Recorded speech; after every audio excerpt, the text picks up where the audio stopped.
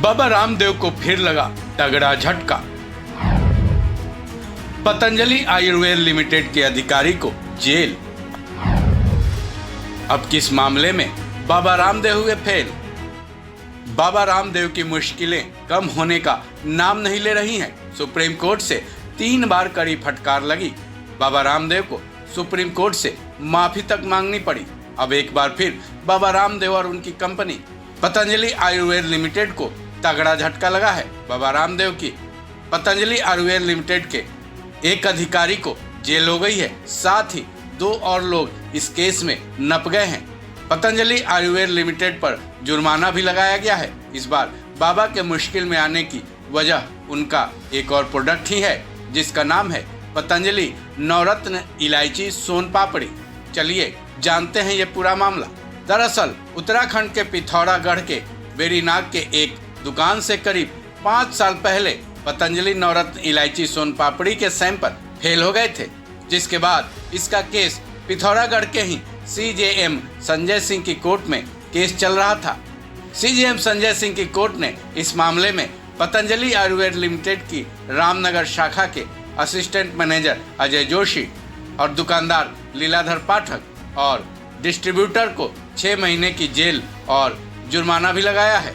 Court ने सभी को खाद्य सुरक्षा और मानक अधिनियम की कई धाराओं के तहत सजा सुनाई है।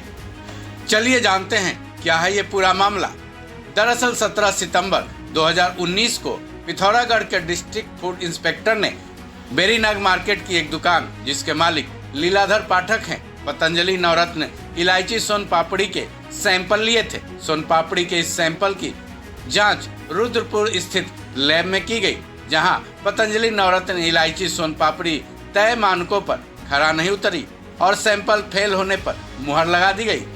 जिसके बाद डिस्ट्रिक्ट फूड इंस्पेक्टर ने व्यापारी लीलाधर पाठक, डिस्ट्रीब्यूटर अजय जोशी और पतंजलि आयुर्वेद लिमिटेड के सहायक प्रबंधक अभिषेक कुमार के खिलाफ केस दर्ज करवा दिया था।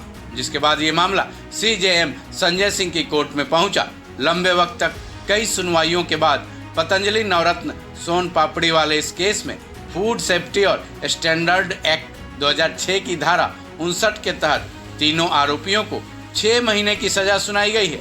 साथ ही दुकानदार पर 5,000, कान्हाजी डिस्ट्रीब्यूटर प्राइवेट लिमिटेड के असिस्टेंट मैनेजर अजय जोशी पर 10,000 रुपये, वहीं पतंजलि आयुर्वेद लिमिटेड के assistant general manager Abhishek Kumar पर 25,000 रुपये का जुर्माना भी लगाया गया है।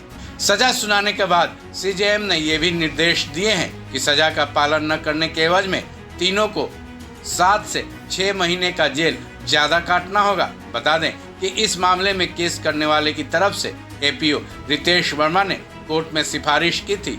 ये पहला केस नहीं है जिसमें बाबा रामदेव के प्रोडक्ट के सैंपल फेल हुए हैं। वक्त बे वक्त बाबा रामदेव के कई सैंपल्स के फेल होने की खबरें सामने आती रही हैं। बहरहाल अब बाबा रामदेव का कौन सा प्रोडक्ट सवालों के घेरे में आता है, ये जानना अहम है। साथ ही अहम ये भी है कि बाबा रामदेव के किसी भी प्रोडक्ट का इस्तेमाल करने से पहले उसकी गुणवत्ता के बारे में भली भांति जान लेना सबसे ज़्यादा जरूरी है। इस खबर में बस इतना ही। बाकी अपडेट्स के लिए जुड़े रहें वन इंडिया हिंदी के साथ।